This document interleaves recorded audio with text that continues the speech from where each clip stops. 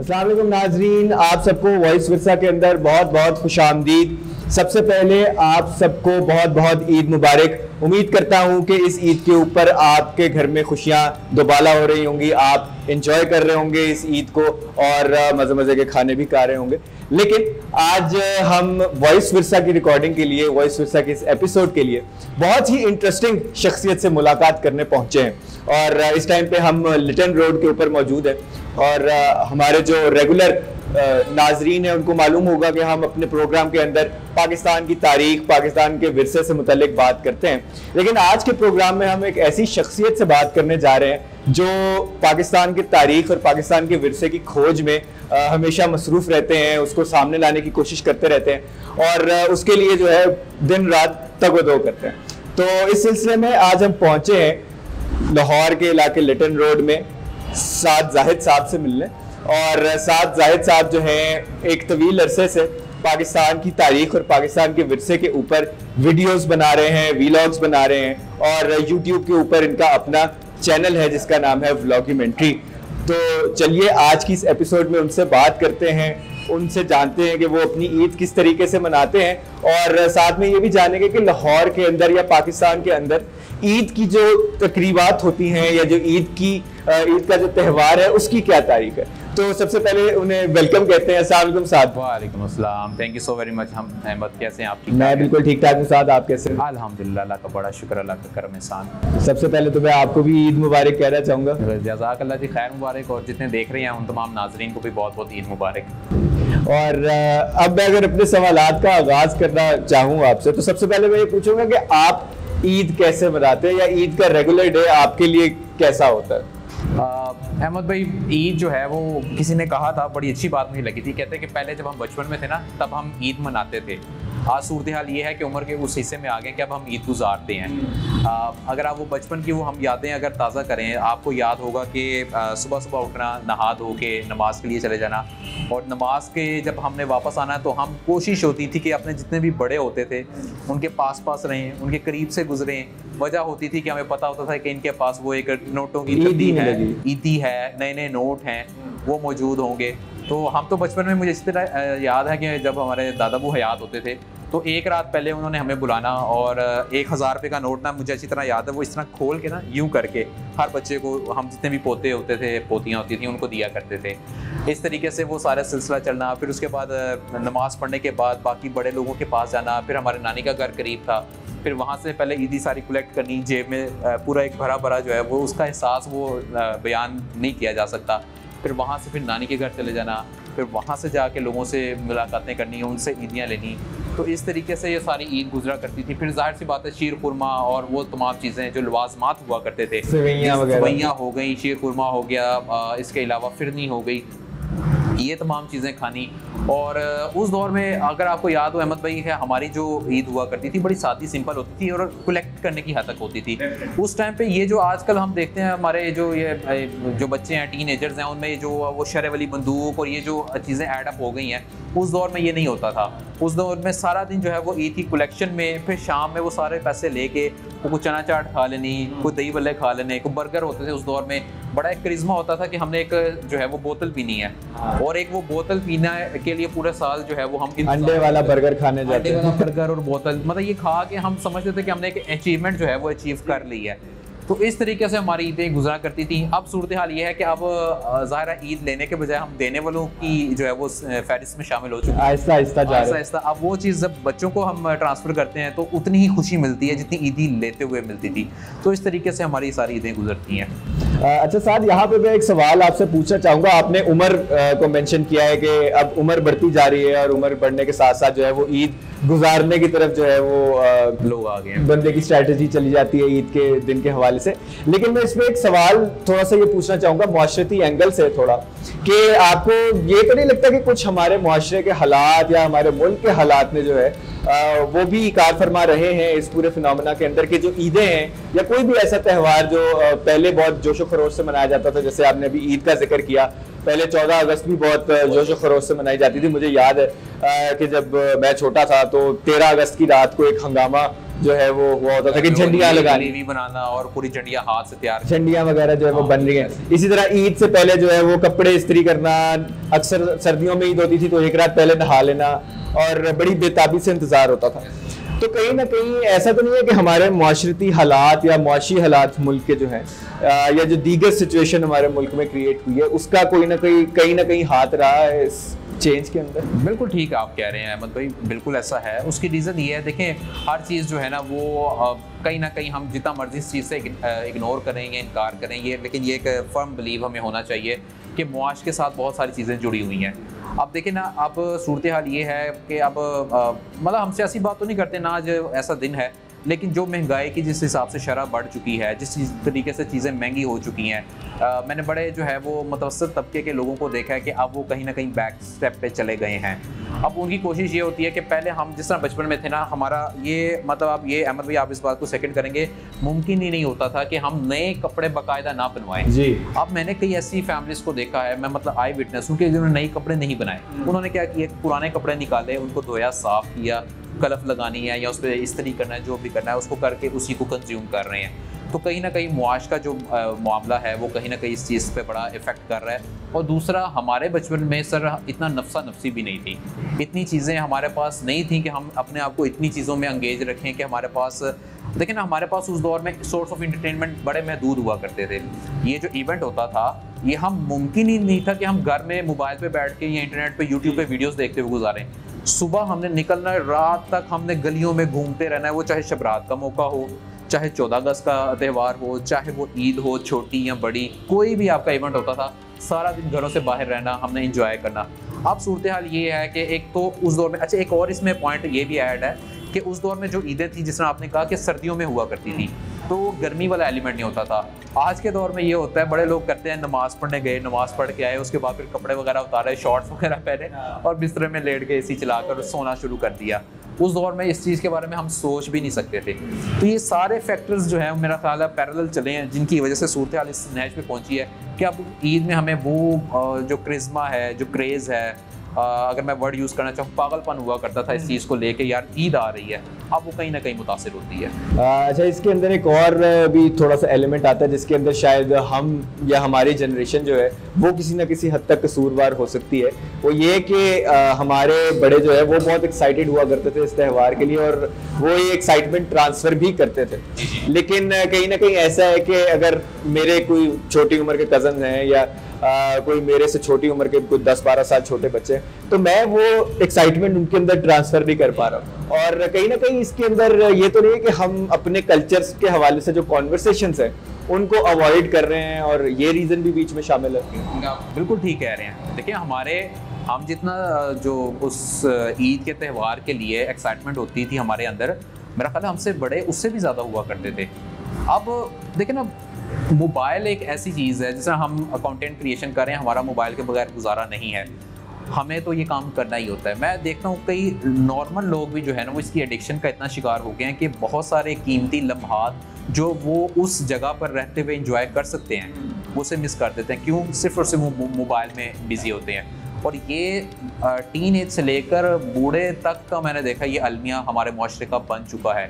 तो वो चीज़ जो आप बात कर रहे हैं बिल्कुल ठीक है कि हमारे बड़े भी, जो अब हम जिस जगह पे बैठे हुए हैं, या अब हम अपने बड़ों को नहीं कह सकते, हम खुद उसके बराबर के कसूरवार हैं कि हम उस एक्साइटमेंट को, उस ईद की अहमियत को आगे सही तरीके से ट्रांसफ़र नहीं कर रहे, जिसकी वजह से ओवरऑल लाहौर का, मुझे इसी तरह याद है, आप ये देखिएगा कि जब बचपन में ईद हुआ करती थी तो छोटी ईद, बड़ी ईद, उसमें कई गैर मुस्लिम भी हमारे बराबर जो है वो हुआ करते थे। वो सुबह सुबह आते थे, उनको भी ईदियाँ दी जाती थी, उन्हें कपड़े दिए जाते थे।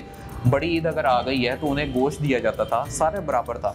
लेकिन अब सूरत हाल ये है कि हम क्योंकि उस मोहल्लेदारी सिस्टम से, ख़ानदानी निज़ाम से, जॉइंट फैमिली के निज़ाम से, क्योंकि अब हम मुबर्रा होते जा रहे हैं, अलहदा होते जा रहे हैं, तो ये तमाम चीज़ें जो है ना वो लिमिटेड होती जा रही हैं, दूरियां आती जा रही हैं लोगों के बीच में।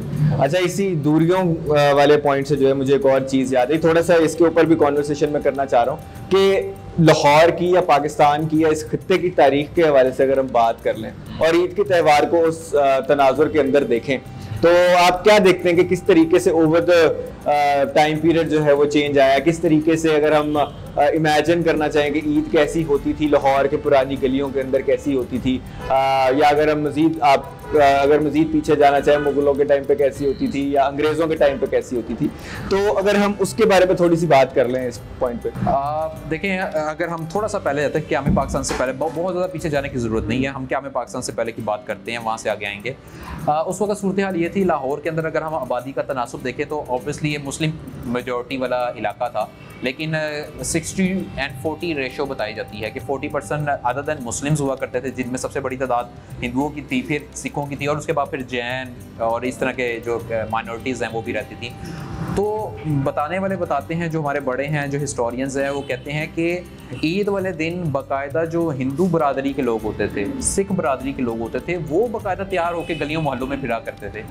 उनके यहाँ बाकायदा तौर पर ईद का त्यौहार मनाया जाता था। अच्छा, वाइस वर्सा ये नहीं है कि सिर्फ हम वो मनाते थे, हमारे यहाँ भी जब उनका कोई त्यौहार आता था, जिसे अगर हम क्रिसमस है उसे मुसलमान भी वड्डा दिन, उसके लिए वर्ड इस्तेमाल किया, वड्डा दिन आ गया आज, यानी 25 जो दिसंबर का दिन है, तो मुसलमान उसमें शिरकत किया करते थे। फिर अगर होली का त्यौहार है या इस तरीके से कोई मामला हैं, ये जो हमारे यहाँ शबरात पे पटाखों का जो कॉन्सेप्ट है, अगर हम इसको भी स्टडी करें तो वो कहीं ना कहीं वो जो उनकी दिवाली का कॉन्सेप्ट है उसके साथ वो इमर्ज करके वो एक बना है। वॉल सिटी के अंदर तो ये चीज़ बहुत ज़्यादा हुआ करती थी। हम वहाँ के पुराने लोगों से पूछें तो वो उनके बड़े बताते हैं कि हमारे यहाँ ये जो एक रोड़ी का त्यौहार हो गया, या जब अब ये रिसेंटली आपने देखा बैसाखी का त्यौहार है, तो इसमें कहीं मजहब का एलिमेंट नहीं होता था, ये सब कल्चरल वैल्यूज़ होती थी, ये जॉइंट कल्चर हुआ करता था अंदरून का, लाहौर का ओवरऑल। जिस तरह अब हम ये हमारा आबाई इलाका है मजंग, जिसमें हम बैठे हैं मेन लिटिल रोड पे, हमारे दादे परदादे यहीं पे बैठे हुए थे, वो बताते हैं कि इस इलाके में कई उनके हिंदू जो है वो दोस्त हुआ करते थे, जो बाकायदा उनके साथ उठते बैठते थे। और यहाँ तक आप अंदाज़ा कीजिए कि उस दौर में ईद त्यौहार ये तमाम चीज़ें, चलो हम इसे एक खुशी की बात करते हैं, कई सिख और मुस्लिम हिंदू जो मेरे दादा बताते हैं उनके बचपन के दोस्त थे, वो दाता साहब के उर्स पे जाया करते थे। बाबा बुल्ले शाह जो है सरकार, उनके उर्स पे साइकिलों पे जो है ना उस टाइम पे होती थी, और यहाँ से कसूर पैदल जो है साइकिलों पे जाया करते थे। तो उस टाइम पे जॉइंट वेंचर्स बहुत ज़्यादा हुआ करते थे। फिर 47 आया, पार्टीशन होगी, मामला अलग अलग जो है वो चले गए, लेकिन फिर भी ईद और ये तमाम चीज़ें जो मुस्लिम त्यौहार थे उनकी अहमियत में कमी वाक़या नहीं हुई। अगर मैं इसको अपने तहत देखूँ ना, तो कहीं ना कहीं जब ये हमारे यहाँ 2009, 10, 11 के बाद जब ये रेवोल्यूशन आया ना मोबाइल का, और ख़ास तौर पर एंड्रॉयड मोबाइल का और ऐप्स का, ये जब ये तमाम चीज़ें सिमट के, आपकी घड़ी भी गई, आपकी टॉर्च भी गई, आपका रेडियो भी गया, आपका टीवी भी गया, सब कुछ सिमट के दुनिया एक वो इतने से छोटा सा हमारे हाथ में एक वो डिवाइस उसमें आ गया, तो उसके बाद जो है ना वो कहीं ना कहीं हमारे जो कनेक्शंस हैं वो मेरे आपसे, आपके मेरे अपने बड़ों से, वो सारे डिवाइड हो गए। तो ये इस तरीके से ठीक है। अच्छा, इसके अंदर आपने बड़ी इंटरेस्टिंग बात की कि क्रॉस रिलीजियस भी जो है कल्चरल एलिमेंट था, जितने भी त्यौहार थे उनको कल्चरल एंगल से देखा जाता था और लोग उन्हें सेलिब्रेट करते थे। आज भी अगर मैं थोड़ा सा ऐड करूं, अगर हम सिंध के अंदर जाएं तो आज भी आशूरा के मौके के ऊपर जो है अक्सर हिंदू कम्युनिटी जो है वो मुसलमानों के साथ इन्वॉल्व होते हैं इस त्यौहार के अंदर और इस त्यौहार को मनाने के अंदर। और 47 के बाद से जिस तरह आपने कहा कि हमारे रिलीजियस जो फेस्टिवल्स थे उनकी अफादियत कम नहीं हुई, लेकिन फिर एक पॉइंट आया कि जब ये कम हो गई। लेकिन इसके अंदर अगर हम एक और एलिमेंट को भी थोड़ा सा डिस्कस कर लें और फिर हम अपनी गुफ्तगू को थोड़ा सा आगे लेके चलते हैं, तो वो ये कि कहीं ना कहीं जो कुछ ऐसे एलिमेंट्स थे जो बीच में फूट डालने वाले कुछ एलिमेंट्स जिन्हें हम कहते हैं या कह सकते हैं मुआशरे के अंदर जो डिवाइड करना चाहते हैं। ये चीज़ वैसे हमने अंग्रेज़ों से सीखी थी बड़े अच्छे तरीके से, और लोग उस पर आज तक कारबंद हैं। तो आपको लगता है कि ये एलिमेंट भी कहीं ना कहीं जो है वो कार फरमा है इस फिनोमेना के अंदर, या it's more related to social situation, economic situation, या जिस तरीके से हमने टेक्नोलॉजी की बात की कि टेक्नोलॉजी बहुत तेज़ी से बढ़ गई और शायद हमारे मुआशरे ने या हमारी सोसाइटी ने उसके साथ कोप अप नहीं किया अहमद भाई, ये जो आपने पॉइंट एक उठाया ना, ये वो हम कहते हैं ना कि दुखती रग पे आपने हाथ रख दिया है। देखिए, हम ये एक टॉपिक एक ऐसा होता है जिस पे हम नॉर्मली बात नहीं करते, हम इसको जो है ना अवॉइड करते हैं, लेकिन ये एक अलमिया है, हकीकत है कि पिछले तकरीबन 30 से 35 सालों के अंदर मुल्क के अंदर कोई इस तरीके से निज़ाम को जो है वो डेवलप किया गया हम किसी का इंडिविजुअली किसी का जिक्र नहीं करते, लेकिन कहीं ना कहीं जो है ना वो हमने चीज़ों को हर एंगल जो है वो रिलीजियस साइड का डाल दिया। अच्छा, अगर खाली हम रिलीजियस साइड का भी डाल देना तो शायद हम कहते कि ठीक है, काबिल कबूल है, क्योंकि बीइंग मुस्लिम हमारा, हमने रिलीजियस से भी आगे सेक्टेरियनिज्म की तरफ चले गए। आप अंदाज़ा कीजिए, यहाँ पे सूरत हाल ये हुआ करती थी कि हमारे यहाँ जो बुनियादी दो सेक्ट्स हैं, अहले तशी हैं और अहले सुन्नत हैं, सारे हमारे भाई हैं, सब मिलके हम अल्हम्दुलिल्लाह मुसलमान हैं। लेकिन पुराने लोग बताते हैं कि जब आशूरा के जुलूस निकला करते थे, 9-10 मुहर्रम के जुलूस निकला करते थे, इमाम अली रज़ी अल्लाह ताला अन्हु उनके शहादत का जुलूस निकला करता था, तो बाकायदा जो सुन्नी भाई हुआ करते थे वो रास्ते में वो सबील लगाया करते थे। अहले तशीह का ये काम नहीं हुआ करता था, वो तो अपने उस पूरे लेकर लगाते भी होंगे, लेकिन मेनली मुस्लिम जो ये सुन्नी मसलक होता था वो रास्ते में बाकायदा सबीलें लगा के उनको पानी दिया करते थे, देगे पका करती थी, खाना खिलाया करते थे। उसके बाद आप ये देखें, उसी वाइस वर्से में जब 12 रबीउल अव्वल के जुलूस निकला करते थे तो उसमें जो अहले तशी के लोग हैं वो बाकायदा जो है वो सबीलें लगाया करते थे, वो बांटा करते थे, वो मीठा बांटा करते थे, घरों में आया करता था। निज़ाम, आप इस चीज़ को अज्यूम ही नहीं कर सकते कि अहले तशी और अहले सुन्नत कोई अलग अलग जो है वो अपने अपने मामलात को लेके चलते थे।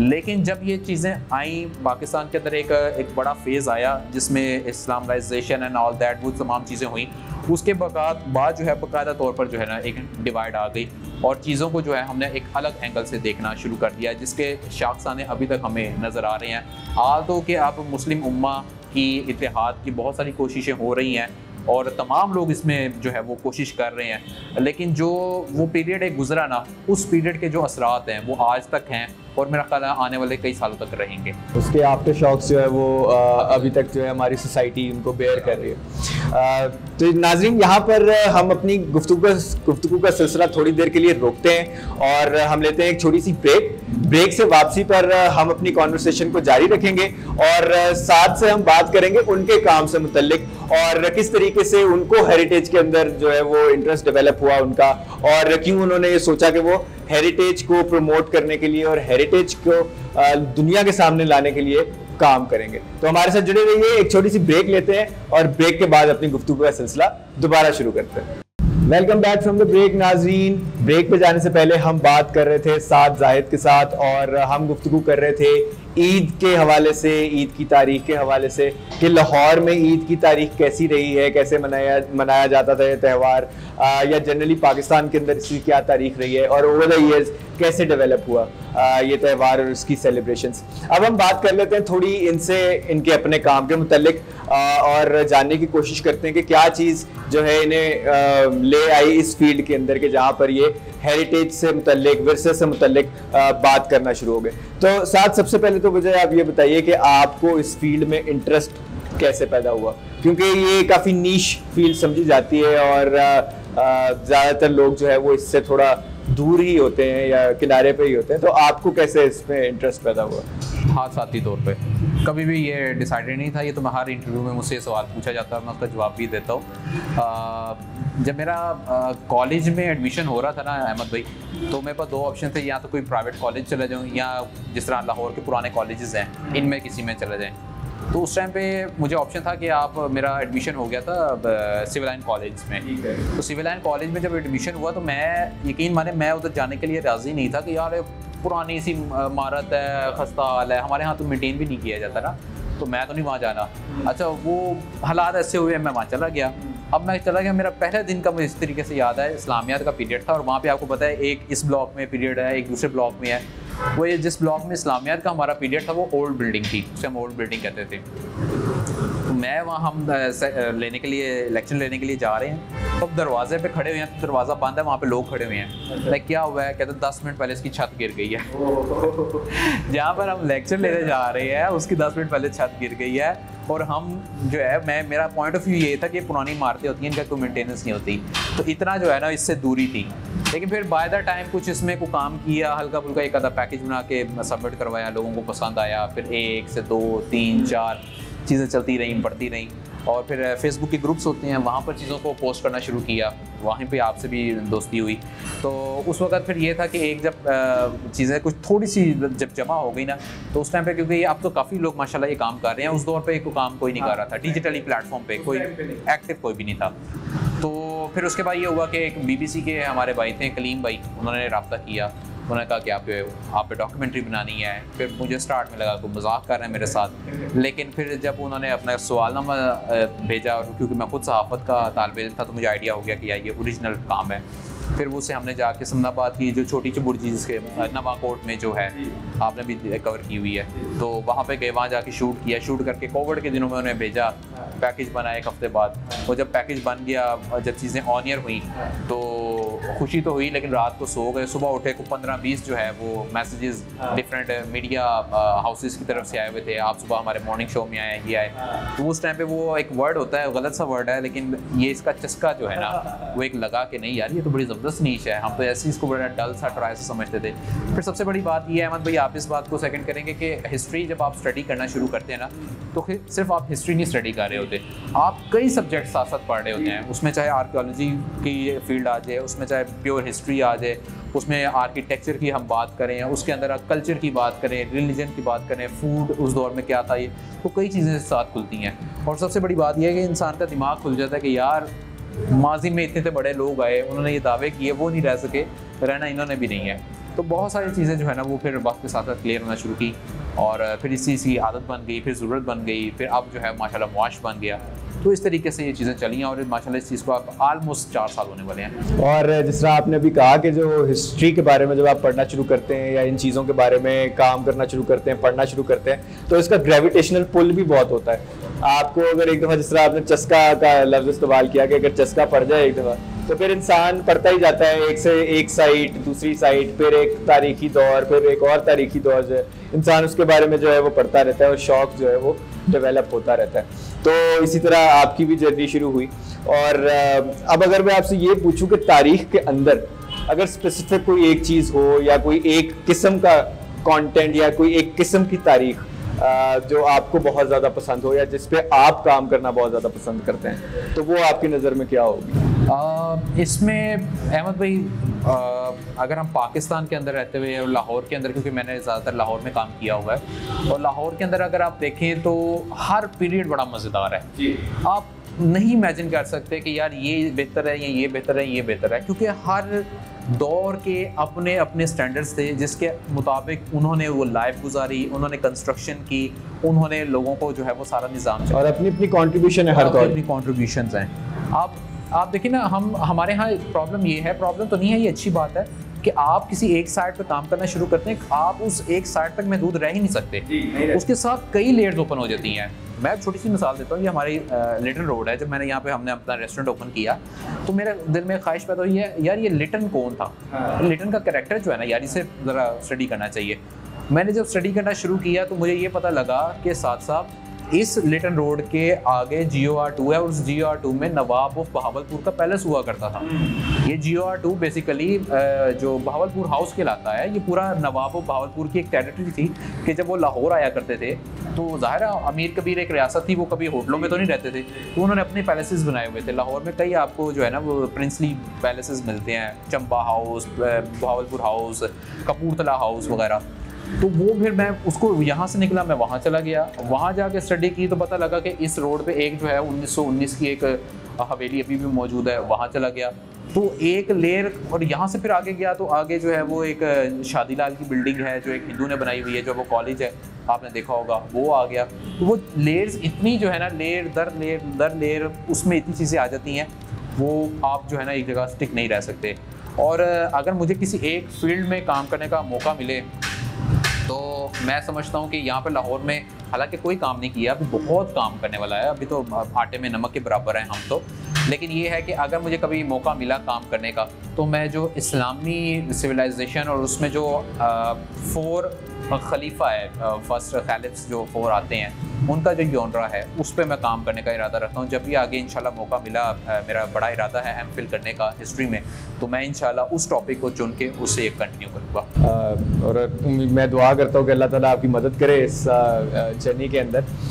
अच्छा, आपने अभी मेंशन किया कि जिस तरीके से हम एक साइट के ऊपर या एक जगह को जो है वो डिस्कस करना शुरू करते हैं और फिर उसके साथ जो है वो तय दर तय खुलती जाती है। तो इस सफ़र के अंदर मैं अपना एक वाकया आपके साथ शेयर कर देता। तो अभी हम आई थिंक कुछ हफ्ते पहले ही जो एक शूटिंग कर रहे थे माल रोड के ऊपर, लाहौर की माल रोड के ऊपर, और उसके अंदर जो है हमने मुख्तलिफ साइट्स को जो है वो कवर करना था लाहौर के अंदर, और माल रोड के ऊपर जो जो तारीखी साइट्स आती हैं हम उन्हें कवर कर रहे थे। अब अपनी रिसर्च के अंदर मुझे पता लगा कि यहाँ पे एक जगह थी जिसका नाम था फ्री मेसन लॉज, और फ्री मेसन लॉज जो है उसकी तारीख मुझे नहीं आइडिया था कि लाहौर के अंदर फ्री मेसन्स का कोई लॉज रहा होगा किसी ज़माने में। फिर मुझे पता लगा कि 2 लॉजेस हैं।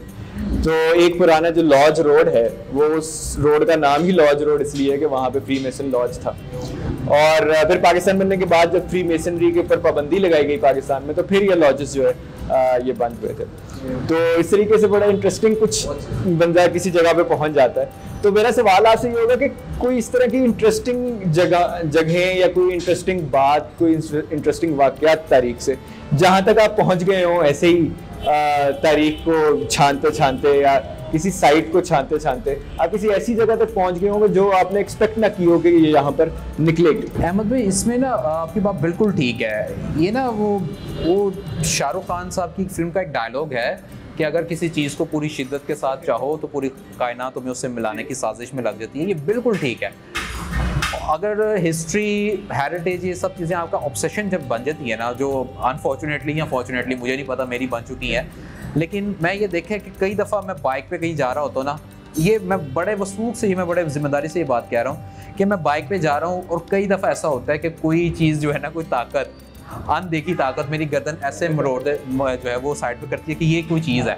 मैं रुक के देखना शुरू कर देता हूँ और वाकई वो कोई बिल्डिंग होती है, कोई बंगला होता है, कोई इमारत इस तरीके से, कोई अंग्रेज़ों के दौर की, कोई सिखों के दौर की बनी हुई, वो कोई ना कोई आपको इस तरीके पहले जिन बिल्डिंग्स के सामने से गुजर जाते थे पता ही नहीं होता था। अब आंख में कोई एक ऐसी चीज आ जाती है कि इंसान सेंसर अल्लाह मियाँ ने जो है ना वो अटैच कर दिया कि वो टू टू टू टू बजना शुरू हो जाता है और आपकी गर्दन जो है वो जो है उस तरफ घूम जाती है। कई दफ़ा इस तरह के वाक़यात हुए हैं, कई इस तरह की साइट्स हैं। जिस तरीके से अभी मैं ऑफ कैमरा आपको बता रहा था कि यहाँ फिरोजपुर रोड पे एक बंगला है, अब कई दफ़ा उसके आगे से गुजरे हैं। फिरोजपुर रोड पे मेरा तो कॉलेज उसके साथ था, मैं तो रोज़ाना उसके आगे से गुजर के जाता था, कभी नहीं हुआ।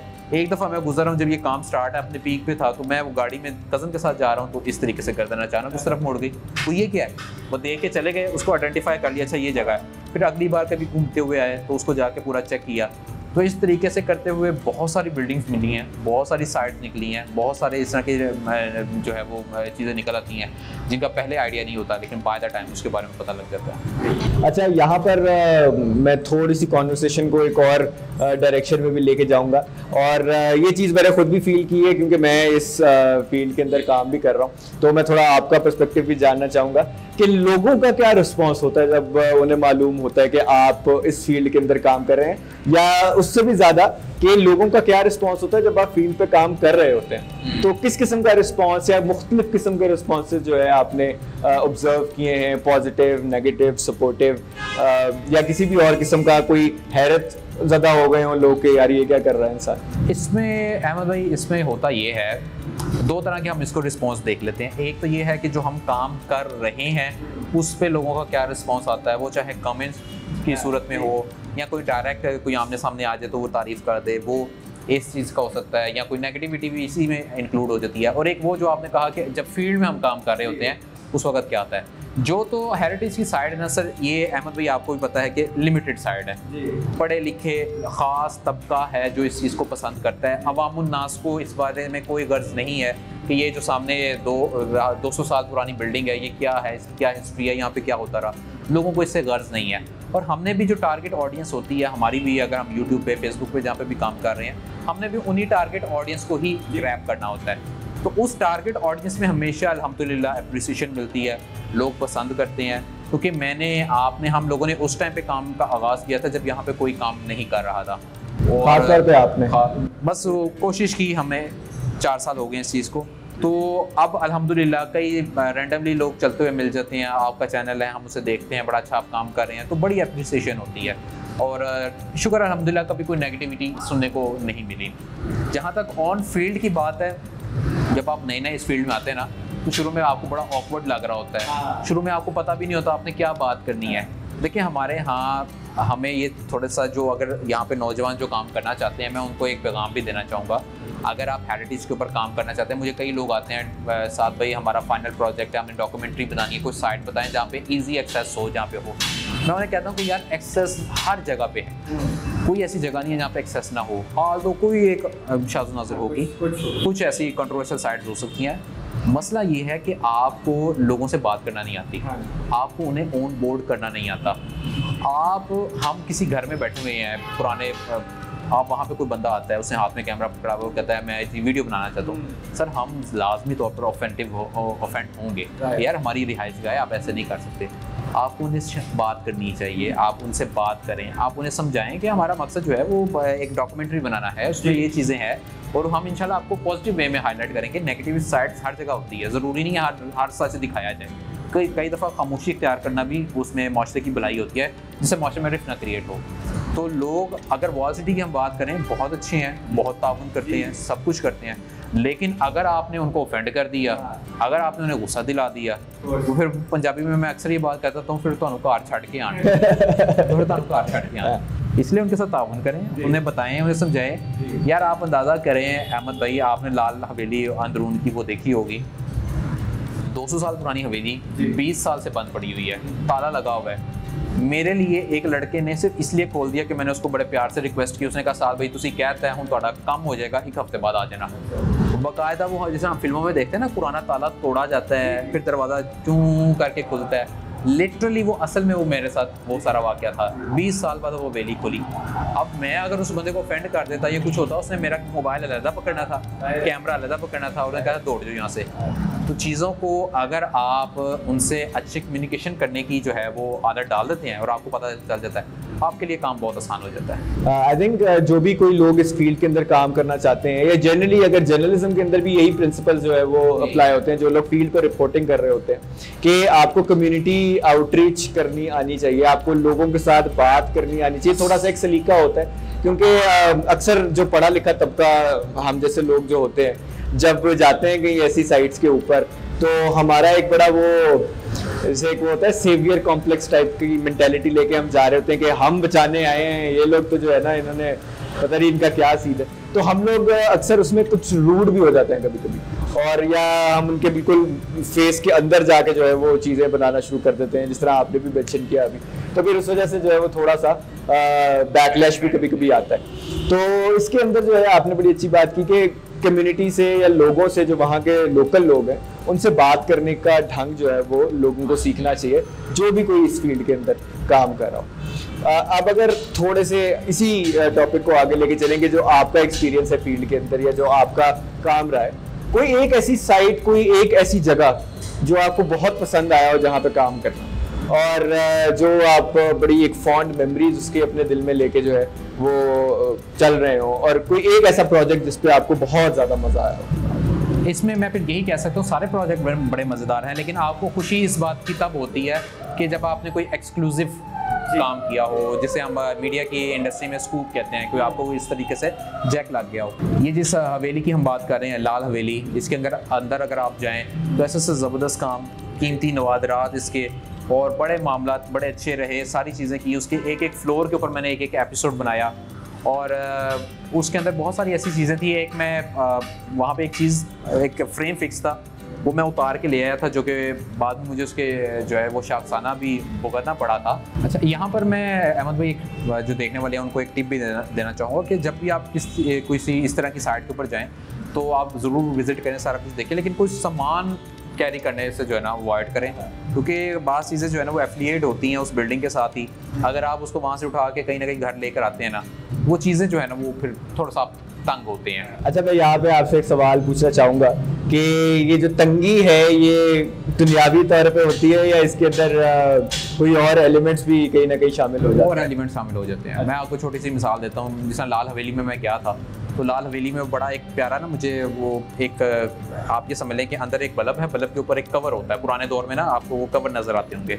मुझे बड़ा प्यारा लगा कि मैं वो पूरा सेट जो है ना वो वहाँ से वर्ड है उखाड़ के मैं ले आया।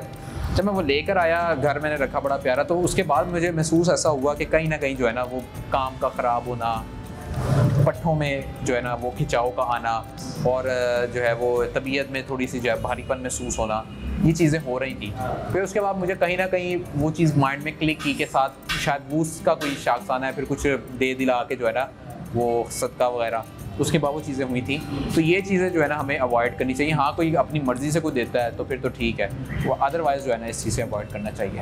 अच्छा, तो नाज़रीन यहाँ पे मैं ज़रा एक थोड़ा सा पॉइंट आउट भी कर दूं कि हम अपनी हर एपिसोड के अंदर एंड पे जब भी हम किसी साइट पे जाते हैं तो ये बात ज़रूर करते हैं कि आप अगर किसी हेरिटेज साइट पे आएँ तो वहाँ से कोई चीज़ जो है लेके ना जाएं, और वहाँ पे जो है कोई चीज़ ऐड ना करें, जैसे अपने नाम वगैरह या कोई ऐसी चीज़ें ऐड ना करें, क्योंकि अभी आपने साथ से भी सुना है कि अक्सर चीज़ें जो है ये पर्सनल एक्सपीरियंस है। जो लोग हेरिटेज साइट के ऊपर काम कर रहे होते हैं वो अपने एक्सपीरियंस से बता रहे होते हैं। एक तो चीज़ जिस तरह साद ने भी कहा कि कई दफ़ा ऐसी चीज़ें आ जाती हैं आपके साथ जो आप नहीं लेके आना चाहते अपने घर के अंदर। लेकिन अगर हम इसको आर्कियोलॉजिकल पॉइंट ऑफ व्यू से भी देखें तो आप अगर किसी चीज़ को रिमूव कर देते हैं उसकी ओरिजिनल जगह से तो वहाँ से उसकी पूरी तारीखी सिग्निफिकेंस ख़त्म हो जाती है। बड़ा मुश्किल हो जाता है अंदाज़ा लगाना कि ये किस पॉइंट पे, किस साल पे या किस टाइम पे रखी गई थी ये चीज़ वहाँ पे। तो इस चीज़ का भी ख्याल रखना चाहिए थोड़ा सा। अच्छा साथ, अब अगर हम बात कर लें थोड़ी सी कि आपके जो प्रोजेक्ट्स अब आने वाले हैं आगे, या आप किन चीज़ों के ऊपर जो है वो काम कर रहे हैं, और क्या आपसे हम एक्सपेक्ट कर सकते हैं आने वाले टाइम के अंदर, और किस डायरेक्शन में अब आप अपने काम को जो है वो लेके जा रहे हैं, अगर कोई चीज़ा प्रोजेक्ट्स हैं जिनके बारे में आप बात करना चाहें। अहमद भाई, एक सेम डोमेन के ऊपर तकरीबन काम किया काफ़ी अरसे, फिर उसके बाद एक हमारे मेरे बड़े भाइयों की तरह हैं, उस्मान कुरैशी साहब TDCP में होते हैं। उन्होंने मुझे मशवरा दिया कि आपने मैस कॉम भी पढ़ा हुआ है, आपको लाहौर की हेरिटेज साइट्स का भी पता लग गया है, आपकी ज़रा शक्ल सूरत भी थोड़ी सी ठीक है, तो आप जो है ना एक अच्छे टूर गाइड बन सकते हो, क्योंकि यही बेसिक क्वालिटीज़ होती हैं जो एक गाइड के लिए ज़रूरी हैं, तो आप ये ले लो। तो मैं उनके मशवरे पर अमल करते हुए मैंने टूर गाइड के लाइसेंस के लिए अप्लाई किया। वो 2 हफ्ते बाद मुझे लाइसेंस मिल गया। तो अल्हम्दुलिल्लाह वो जैसे ही लाइसेंस मिला मैंने देखा कई लोगों के जो है ना वो उन्होंने रब्ता शुरू कर दिया कि हम लाहौर आ रहे हैं, आप हमें टूर करवा दें। फिर हेरिटेज वॉक्स जिस तरीके से माशाल्लाह आप करवा रहे हैं, आपके साथ हमें भी मौका मिला और वो ऑर्गेनाइज़ की, उससे बड़ा अच्छा एक्सपीरियंस रहा। ये तमाम चीज़ें हैं। तो ये 2 तो डोमेन पे ऑलरेडी, और चैनल और वीडियोस वगैरह वो तो चल रही हैं। अब एक अपकमिंग प्रोजेक्ट है जिसमें मेरी कोशिश है कि अब पहले जो चीज़ें अपनी हद तक रखी गई थी आप ज़रा उसे पब्लिकली ओपन किया जाए। अभी मैं पूरा तो नहीं बता सकता कि क्या है, लेकिन ये मैं ज़रूर बताऊँगा कि एक ऐसा पब्लिक प्लेटफॉर्म मैं बनाना चाह रहा हूँ जहाँ पर सेम माइंडसेट के लोग आएँ, वो बैठें, वो डिस्कशंस करें, वो पैनल डिस्कशंस हो, वो एक अच्छे इन्वायरमेंट में हिस्ट्री की बात कर सकें, वो एक अच्छे इन्वायरमेंट में बैठ के थोड़ा बहुत अगर फूड एंजॉय करना चाहते हैं वो कर सकें। उन्हें थोड़ी लिमिटेड जगह के अंदर बहुत सारा एक हिस्ट्री में जाने का, एक हिस्ट्री में डिग आउट करने का, उसमें स्विम करने का मौका मिले। और इसी प्रोजेक्ट को लेके आजकल मैं वर्किंग कर रहा हूँ। इसी वजह से शायद मेरे जो सब्सक्राइबर भी मुझसे शिकवा कर रहे थे कि वीडियोस आपकी नहीं आ रही, फ्रीक्वेंसी कम हो गई, फ्रीक्वेंसी कम हुई है। उसकी रीज़न यही है कि मैं फुल टाइम इस काम को लेके चल रहा हूँ। पूरी ख्वाहिश है, कोशिश है कि ईद के फ़ौरन बाद जो है इसको कंप्लीट करके और इसे पब्लिक के लिए ओपन की जाए, और आपको और आपके पूरे चैनल को, पूरी टीम को वहाँ पे मैं इंशाल्लाह इनवाइट करूँगा। जैसे ही वो कंप्लीट होता है, आपकी दुआओं की ज़रूरत है, जितने देख रहे हैं उनकी दुआओं की सपोर्ट की ज़रूरत है। इंशाल्लाह जैसे ही ये काम कंप्लीट होता है, एक ऐसा कम्युनिटी सेंटर सॉर्ट ऑफ जिसमें सब लोग बैठें और हिस्ट्री के ऊपर बात करें। और ये बहुत ही अच्छा इनिशिएटिव है आपका कि आप एक ऐसी स्पेस क्रिएट करना चाह रहे हैं लोगों के लिए, या स्पेशली उन लोगों के लिए जो हिस्ट्री के शौकीन हैं या हिस्ट्री के बारे में बात करना चाहते हैं या हेरिटेज से मुंसलिक काम कर रहे हैं, तो उनके लिए एक प्रॉपर स्पेस हो जहाँ पे उनके पास बात करने की जगह हो। अक्सर इस फील्ड में ये भी होता है कि इंसान कॉन्वर्सेशंस जो है वो नहीं कर पाता क्योंकि लाइक माइंडेड लोग नहीं मिल पाते इतने ज़्यादा। तो आई थिंक ये बहुत अच्छा इनिशिएटिव है और I wish you all the best of luck. कि आपको इसमें कामयाबी हो और काफ़ी सारे लोग जो है वो इससे फैज़ याब भी हो सकें। अब यहाँ पे जो है मैं आपसे एक आखिरी सवाल करना चाहूँगा, या एक आखिरी आपका जो है वो एक रिमार्क या एक कमेंट लेना चाहूँगा कि आप जो हमारे नाजरीन हैं उनको क्या कहना चाहेंगे हेरिटेज से मुतल्लिक, तारीख से मुतल्लिक, और इस पस मंज़र में कि क्या कोई माइंडसेट चेंज करने की ज़रूरत है इस टॉपिक की तरफ, या कोई भी ऐसा पैगाम जो आप इस टॉपिक से मुतल्लिक हमारे नाज़रीन को देना चाहें? इसमें वही पैगाम दूंगा अहमद भाई जो इस वक्त आप अपने प्लेटफॉर्म से वीडियोस बना कर दे रहे हैं, वो ये है कि किसी भी साइट पे जाएं, हेरिटेज साइट पे जाएं तो खुदारा अपनी क्रिएटिविटी को घर पे रख के जाएं। वो जो उस टाइम पे आपके सारे जो हरूफ और वो जो सारे डिजिट्स वो निकल के बाहर आ रहे होते हैं, और जिनको आप मार्कर की मदद से उस पुराने फ्रेस्को आर्ट के ऊपर लिख के चला जाते हैं, खुदारा ये बहुत बड़ा जुल्म है। आपको अंदाज़ा नहीं है कि आप कितना बड़ा जुर्म कर रहे हैं। आपकी नज़र में वो सिर्फ एक नंबर लिखना है, लेकिन अगर एक आप हिस्टोरियन से, एक आर्कियोलॉजिस्ट से आप बात करें और उससे पूछें तो वो इसे बहुत बड़ा जुर्म कंसीडर करता है, क्योंकि आप हिस्ट्री को डिस्ट्रॉय कर रहे हैं। आपने उसके पीछे जो एक फ्रेस्को वर्क, क्योंकि फ्रेस्को वर्क के अंदर जो पेंटिंग्स बनी होती हैं वो सिंपल कोई पेंटिंग सिंपल नहीं होती, वो रेप्लिकेट करना ही इतना मुश्किल है। रेप्लिकेट होता है, वो एक पूरी स्टोरी दिखाई जा रही होती है उस एक पिक्चर में कि उस दौर में कैसा मुआशरा होता था, उस दौर में स्लेवरी कैसी होती थी, बादशाह कैसे बैठा करते थे। आपके एक लाइन लिखने से, आपके नंबर लिखने से उस पूरे कैनवस की आपने तबाही फेर देनी होती, वो खत्म हो गया। उसका पूरी एफर्ट जो पता नहीं कितने आर्टिस्ट ने, पेंटर्स ने जो है वो मिलके एफर्ट की थी एक जगह के ऊपर, वो आपने एक लम्हे में ज़ाया कर दिया। तो खुदारा इस चीज़ को आप समझें। आप अपने तौर पर विरसापुर से बड़ा अच्छा इसके लिए कोशिश कर रहे हैं, मैं अपने प्लेटफॉर्म से हम इसके लिए कोशिश कर रहे हैं तमाम लोग। अब मुझे खुशी इस बात की होती है कि जिस वक्त हमने काम स्टार्ट किया था उस टाइम पे लोगों को इतनी अवेयरनेस नहीं थी हेरिटेज के बारे में। अब मैं गौर कीजिएगा, पिछले साल 1.5 साल से लोगों में काफ़ी अवेयरनेस आई है, लोगों ने काफ़ी हेरिटेज साइट्स और इन चीज़ों के ऊपर काम करना शुरू किया, बात हो रही है, लोग इसको अब कंसीडर कर रहे हैं। So it's a very good, ज़रूर करें, करते जाएं, सब लोग मिलके करें। अकेले व्लॉगमेंट्री का काम नहीं है, अकेले विरसापुर की ये काम नहीं है, ये इंडिविजुअली हर बंदे का जो है वो एक्ट मैटर करता है इसके अंदर। सो आप इसको कोशिश करें। याद रखिएगा कि हेरिटेज साइट बहुत बड़ी इंडस्ट्री है। इसकी छोटी सी मिसाल हमारे सामने, एक छोटी सी मिसाल जो है ना, वो करतारपुर कॉरिडोर है कि एक आपने उस जगह को यूटिलाइज़ किया और पूरी दुनिया में पाकिस्तान का कितना बेहतरीन सॉफ्ट इमेज जो है वो क्रिएट हुआ। और इस तरीके से हज़ारों साइट्स पाकिस्तान के अंदर बौद्धिज़्म से, जैनिज़्म से रेलिवेंट, हिंदुइज़्म से रेलिवेंट मौजूद हैं, जिनको कैच करवाने की, जिन्हें ठीक करने की ज़रूरत है। अगर आप ये काम करते हैं तो आपका भी नाम अच्छा होगा, पाकिस्तान का नाम अच्छा होगा, मुल्क की जो मईशत है उसमें ये बड़ा पॉजिटिव रोल है। पाकिस्तान टूरिज्म के गोल्ड माइन पे बैठा हुआ है। तकरीबन पाकिस्तान की जो तारीख है, पाकिस्तान का जो तारीखी विरसा है, अगर हम ह्यूमन कल्चर के हिसाब से बात करें तो कम से कम भी 9000 साल पुराना है। और उस 9000 साल के अंदर जो है वो पता नहीं कितने लोग यहाँ पे रहे हैं, कितने सिविलाइजेशंस, कितनी हजार जनरेशंस जो है वो गुजर चुकी हैं और उन्होंने अपना अपना मार्क जो है वो इस धरती के ऊपर छोड़ा है। तो अगर हम उनको ट्रेस करके उनको प्रोटेक्ट करें और उन्हें प्रमोट करें तो हम अपने मुल्क में एक बहुत ही बड़ी इंडस्ट्री खड़ी कर सकते हैं। हम इसके लिए इंस्पिरेशन अपने पड़ोसी मुल्क से भी ले सकते हैं। बेशक हमारे उनसे आज की तारीख में ताल्लुकात अच्छे नहीं है, लेकिन इंसान को सीखना ज़रूर चाहिए। जहाँ से भी अच्छी सीख इंसान को मिले तो वो ज़रूर सीख लेनी चाहिए। तो ये आपका आखिरी पैगाम ये भी है कि लोगों से एक जो है वो रिक्वेस्ट है कि वो गंद ना मचाया करे हेरिटेज साइट्स के ऊपर जाके, इन सिंपल वर्ड्स। और एक और इल्तिजा जो है वो पावरफुल लोगों से या जो अथॉरिटीज़ हैं कि वो इन चीज़ों को प्रोटेक्ट करने के लिए, इन चीज़ों को प्रिजर्व करने के लिए जो है वो एफर्ट्स करें। तो नाज़रीन, यहाँ पर हम इजाज़त लेंगे आपसे भी और साथ आपसे भी इजाज़त लेंगे। बहुत बहुत शुक्रिया, आपने हमें टाइम दिया और इतनी इन डेप्थ हमसे गुफ्तगू की और अपनी इंसाइट्स हमारे साथ शेयर की। Thank you so much. Thank you sir, honour हमारे लिए ऑनर। आपका बहुत बहुत शुक्रिया, कैमरामैन और आपकी पूरी टीम का बहुत शुक्रिया कि वो इस गरीब खाने पे आए।